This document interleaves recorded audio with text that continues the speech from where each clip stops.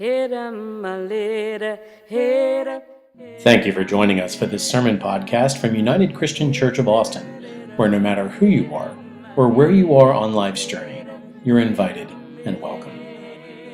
This sermon from Sunday, November 2nd, 2014 is entitled One in the Spirit. It's a lead-in to a time of congregational reflection and remembrance in observance of All Saints' Day, as we remember those who have died and gone before us into God's grace. If you would like to learn more about our open and affirming ministry at United Christian Church, head over to our website, www.uccaustin.org. Thank you.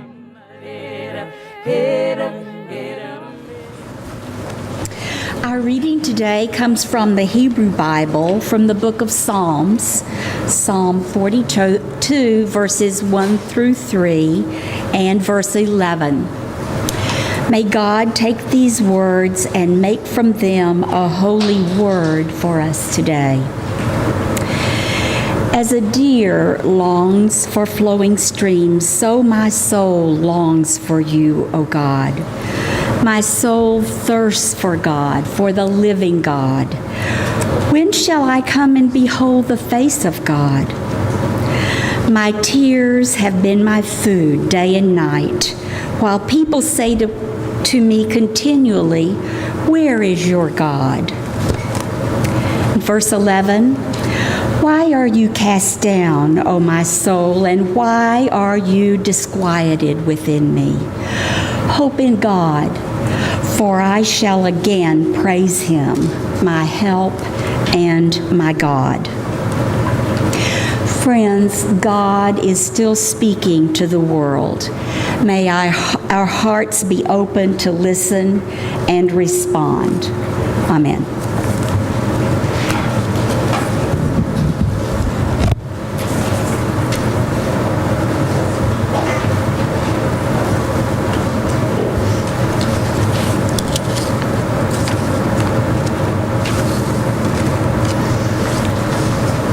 According to our church calendar, today is the Sunday in which we recognize All Saints' Day. Technically, All Saints' Day follows All Saints' Eve, better known as Hallows' Eve or Halloween. But since November 1st doesn't always fall on a Sunday, the church calendar places All Saints' Day on the Sunday closest to November 1st. And although the origin of All Saints' Day cannot be traced with certainty, we know that the early church often marked the anniversary of martyrs. Over time, many churches began appointing a common day to venerate all martyrs, and the idea of All Saints' Day was born. During the 800s, this holy day was moved from the first Sunday after Pentecost to November 1st. Over time, the definition of saint evolved to not only just those who had been martyred as Christians, but to include all saints, known and unknown. Traditionally, most Protestants regard all true Christian believers as saints, and if they observe, use the day to remember all Christians, both past and present. Of course, this begs the question of who is a true Christian believer. Some Protestant denominations choose to remember all of those who have died who were members of their local church congregation as a way of defining who is a true believer. Here at United Christian Church, we have a tradition of honoring the members of our church and the loved ones of members of our church who have died over the past year. In fact, you will see in your bulletin insert a list of names recognizing those in our community and those connected with our community who have died over the past 12 months. Although a few names which we have honored in previous All Saints' Day snuck in. We list these names, and in years past we have read aloud these names as a way to honor and remember these saints who were and are important in our lives. This idea of remembering our spiritual and or biological connections is not unique to the Christian faith. Practices of honoring the dead go back to the ancient Romans, the ancient Egyptians, the ancient Persians, and even as far back as the ancient Israelites. In fact, some argue that the fifth commandment to honor your father and your mother is a command to honor your parents not only while they are alive, but to continue to honor them after they have died. Somehow, despite their deaths, even through their deaths and beyond their deaths, the Israelites were called to honor and to respect, and that is to be in relationship with those who had come before. But we don't have to go back in history to witness the practices of honoring the dead. Even today, festivals of the dead are held by many different cultures throughout the world to honor or recognize deceased members of their communities. Mexico's Dia de Muertos, China's Xingming Festival, Japan's Bon Festival, just to name a few. The reality is that death is a season that we all face, our own as well as the death of others. And humans throughout time within most cultures have valued having a way to honor and recognize the dead. Death and loss are a part of the human condition. There is no way to escape it. When someone we love dies, we suffer loss. And loss causes pain because the loss threatens our sense of safety, our security, our meaning and identity, and even our pleasure. And in our pain, we grieve. We grieve for what was and is no longer. Grief involves a complex set of feelings, so every grief experience takes on its own unique path. In our uniqueness as individuals, we all grieve in our own ways. And not only do people grieve in different ways, but the same people grieve in different ways too. One loss does not necessarily feel like another. Again, each human being experiences loss uniquely. We all grieve in our own ways and in our own timing. Sometimes grieving is easy. Sometimes it's hard. Oftentimes, it never really ends. And even when we think we are over, a picture catches our eye or an old story comes to mind, maybe a familiar song, and if we stop and allow ourselves a moment to sit, we're right back feeling that loss again. We might even shed a few tears or a lot.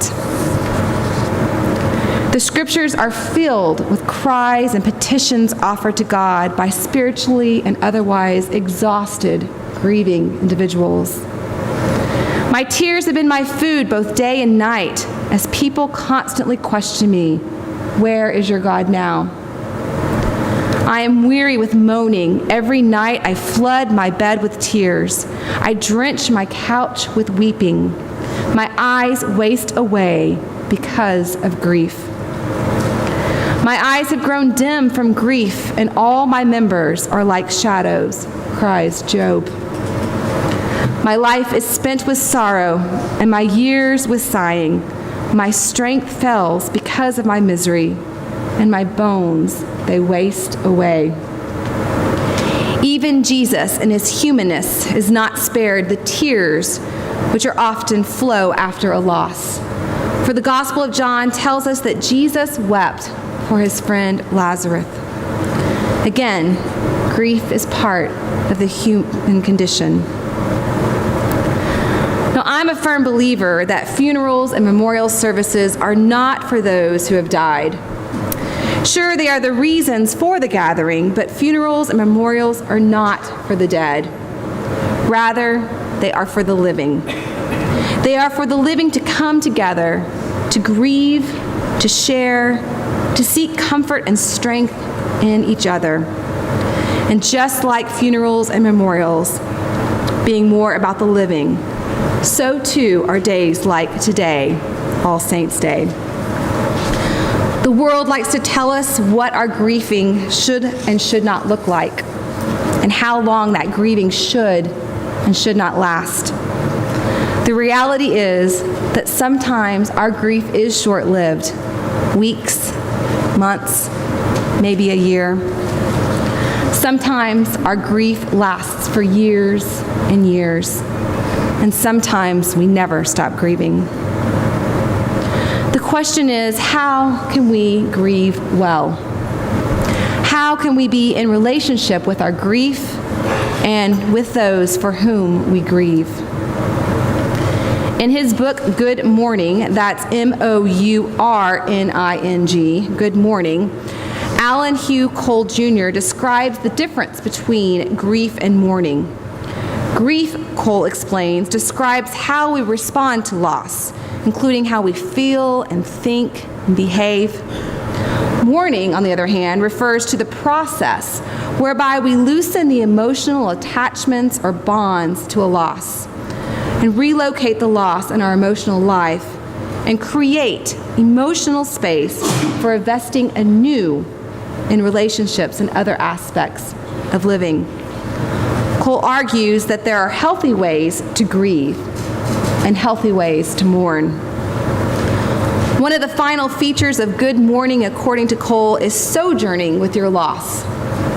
Sojourning means visiting or spending time somewhere. So to sojourn with a loss means to visit or occasionally spend time with the loss.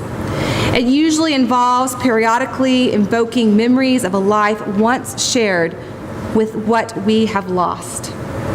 It is a way of keeping your relationship with what you have lost alive. And that is in part of what today is about. Keeping your relationship with what you have lost alive. To stop, to remember, to recall our loved ones' lives, to remember their impact on our lives and how they shaped us. To sit in what may seem to be uncomfortableness, maybe even sit with tears. To acknowledge the feelings, whatever they are, sadness, joy, indifference, maybe even anger, depending on the relationship. To recognize our appreciation. To claim God's love and comfort for ourselves, for our loved ones, and for all people. And to believe in the hope of how God's relationship is with all people and how it continues even after death. This morning, we have an opportunity to sojourn with one another and with the losses of this community. Many of you have provided pictures as visual reminders of loved ones in your life that have touched you. In a moment, I will offer up a prayer, and you are invited to speak aloud the names of loved ones who have died, not just from the past year, but any that you would like to remember in this time of prayer. Please pray with me.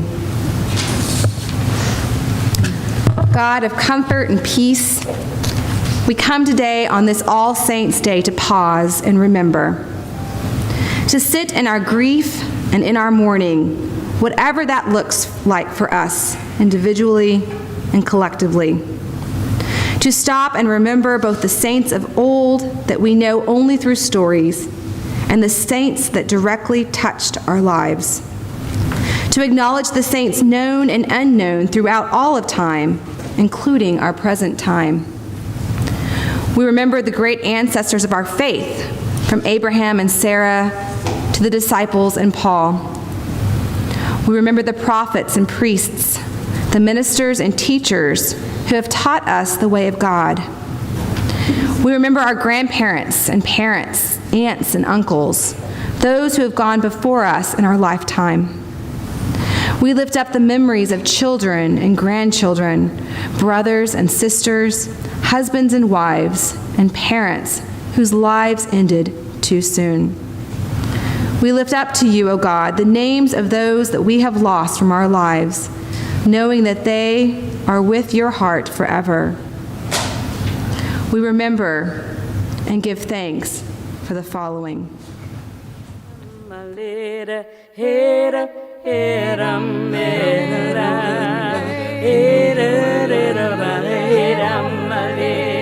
Hera,